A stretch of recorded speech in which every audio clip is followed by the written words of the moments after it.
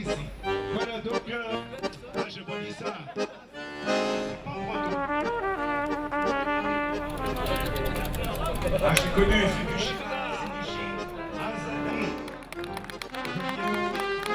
Il est en forme, il n'a pas l'air bridé du tout. On a désigné les motocommissaires, vous les autres vous faites la sécurité.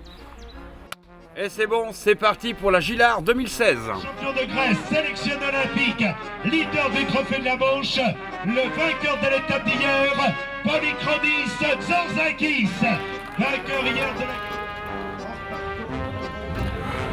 Voilà, donc l'équipe que nous retrouvons, les composants, c'est parti. Et vous les applaudissez, merci. Voilà, bonne route messieurs. Nous sommes réunis aujourd'hui pour la 19e édition de la Gilard, des conditions météo idéales puisque le soleil pointe le bout du nez. Il y a du ciel bleu, un peloton de 153 coureurs. Voilà qui va nous valoir donc une course particulièrement exaltante. Et le premier attaquant a donc été Amel, le coureur du team Brickbeck. C'est parti très vite. Et d'ailleurs, c'est parti tellement vite qu'il y a immédiatement une réaction avec une dizaine de coureurs qui vient de se porter en tête. Donc début, à l'image de la Gainsbar hier, la Gilard, un début aussi tonique que sa devancière de 24 heures au calendrier.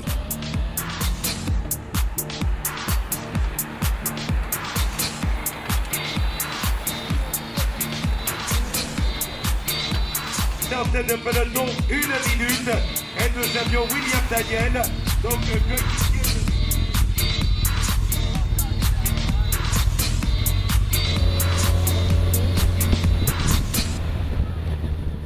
Voilà, eh bien, week-end intéressant, donc avec la Gainsbar hier et la Gilard aujourd'hui, des conditions météo extrêmement délicates, avec un vent violent donc qui s'est invité sur l'épreuve et qui augmente les difficultés. Nous avons eu donc de belles attaques avec Alexis Hamel, qui a été le premier attaquant, le coureur de Brickbeck. Ça travaille énormément en tête. En revanche, du côté du public, eh bien, on peut se donner un peu de bon temps, être confortablement installé dans un fauteuil et vivre pleinement une journée placée sous le signe de la passion du cyclisme, avec aujourd'hui la Gilard qui rend hommage à André Gilard, qui avait été un très bon coureur normand. Il avait été finaliste du maillot des As, il avait brillé au championnat Normandie sur Paris-Camembert et on l'avait vu également excellent au circuit des Trois Provinces en terre bretonne. En tous les cas, à l'image d'hier, le suspense reste total pour la Gilard, comme ce fut le cas hier pour la Gainsbar.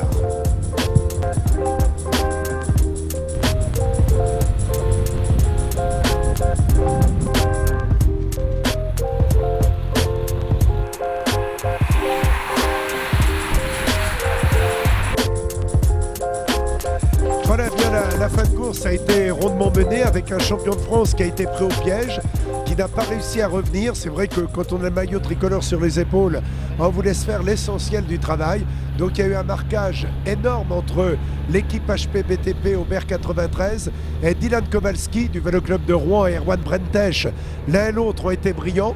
Kowalski voulait gagner comme en 2016. Malheureusement pour lui, il termine deuxième et la victoire revient à un coureur de la Manche qui est donc Maxime Renaud. On sait que les Manchois sont motivés par ce week-end, parce qu'il rend hommage à Gérard Gonel qui a été un grand serviteur du cyclisme, un grand amoureux de notre département. Et puis il y a le nom d'André Gilard qui avait gagné 250 courses dans les rangs amateurs. Maxime Renaud, l'homme du pays de Sourdeval, est donc le vainqueur de l'étape de la Gilard. Le deuxième est Dylan Kowalski. À la troisième place, Julien Gay, qui avait couru également sur les routes du département. Et puis nous avons donc Camille Tominé, deuxième hier, quatrième aujourd'hui, qui aura été le plus régulier depuis le début du week-end. Vive le vélo, vive le Super G, et bravo donc à Dédé Cata, Marie-Jo et toute l'équipe, vive bénévoles. Et voilà, le supporter du VC Rouen, vous avez vu sa banderole, elle a